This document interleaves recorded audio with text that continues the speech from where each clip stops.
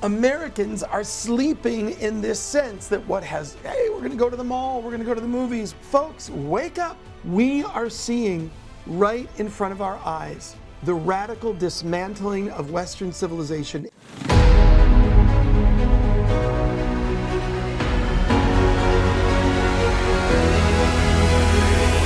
Hi, this is Bishop Robert Stearns with Eagle's Wings, and this is our weekly edition of the Israel Frontline Update. We're glad that you're here. We seek to look at what's happening in Israel, the greater Middle East, and then globally regarding Israel, the Jewish people, and how that fits into our worldview, looking at this from a biblical perspective, from a current events perspective. I'm glad you're here. There's a lot to unpack right now. So much happening. So let's dive in to this week's Israel Frontline Update. First of all, this is stunning. I've got pages on this. There's been a new report that shows that Iranian authorities have hired gangs throughout Europe to carry out attacks on Israeli embassies and Jewish sites throughout Europe. Now, folks, we've been talking a lot about Europe lately because Europe is hanging in the balance. In fact, unless there is what we as Christians would call a miracle, unless there is an absolute move of God from heaven, Europe as we have known it for the past 1,500 years is no more.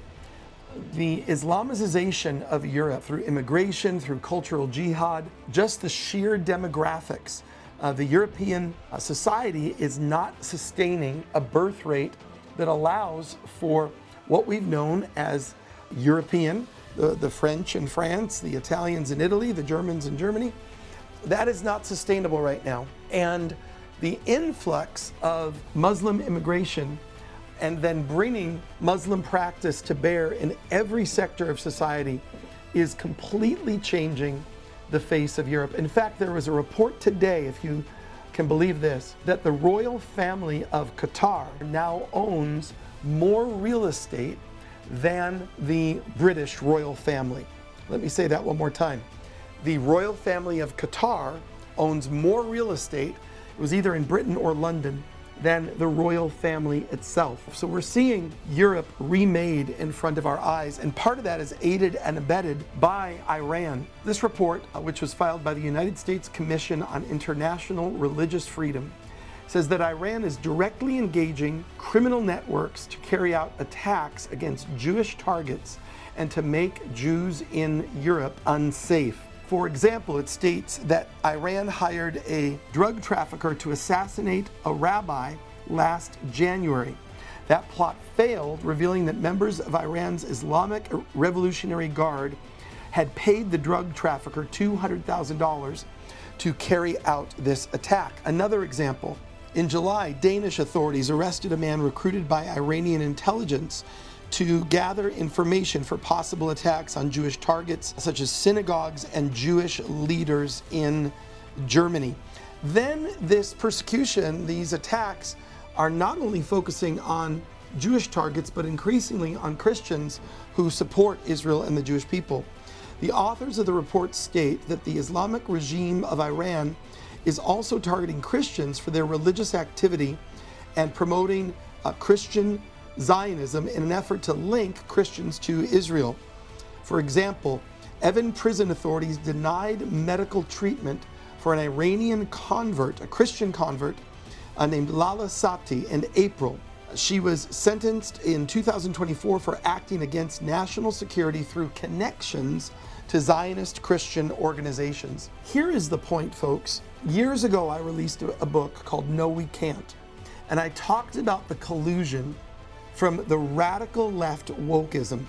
It wasn't called wokeism in that day, whatever you want to call it, cultural Marxism, if you want to call it radicalized secular humanism. We're not talking about people that are simply atheists or simply agnostics. We're talking about people who are committed to completely dismantling the core of civilization as we know it. And believe me, these people exist. All you have to do is look at formerly prosperous countries like Venezuela, a beautiful nation, very prosperous, a high-level second world nation on its way to being a first world nation. And in comes Chavez with the Chavista mentality, which is just a Marxist ideology. and the dismantling of that nation. And now Venezuela is in shambles. I wrote in this book all these years ago that this battle that is converging right now is radical leftism. We're not talking about just Democrats. We're not talking about fighting over taxes. We are talking about a mindset that is dedicated to the destruction of Western values. What are Western values founded on? Western values are founded basically on two cities. They're founded on Athens and Jerusalem. Core Western values come from the understanding of Greek philosophy in connection with Judeo-Christian ethics and morality. And this is what has built the West.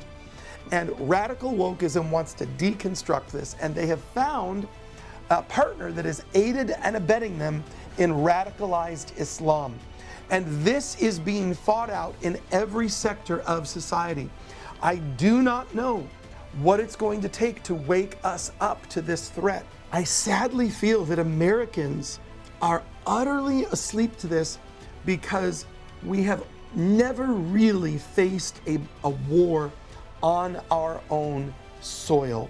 Obviously the Civil War, we have Pearl Harbor, we have 9/11, but in terms of an invading force and the need to push back against that invading force that most of the world has dealt with for centuries. There's an invading force, you have to stand up and fight for your survival. Americans are sleeping in this sense that hey, we're gonna go to the mall, we're gonna go to the movies. Folks, wake up. We are seeing right in front of our eyes the radical dismantling of Western civilization in Europe. Folks, we are not wrestling against flesh and blood. God loves Muslims. God loves Marxists. We're not against people. We are against mindsets. We are against ideologies that go against the image of God in every human being.